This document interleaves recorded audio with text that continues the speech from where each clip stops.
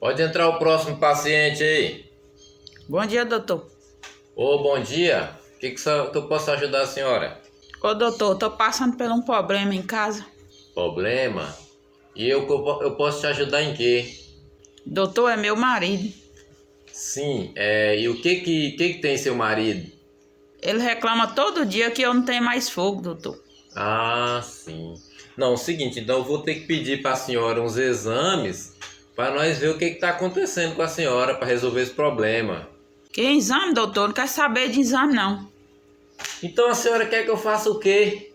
Doutor, eu vim aqui pra você me dar um isqueiro. Ô, dona, em que o isqueiro pode te ajudar? Isqueiro não é estimulante sexual, não. Eu sei. E para que você quer um? Pra mim pôr fogo nele, que eu quero ver ele falar que eu não tenho mais fogo. Eita! Sendo assim, então, esse daqui serve? Sério.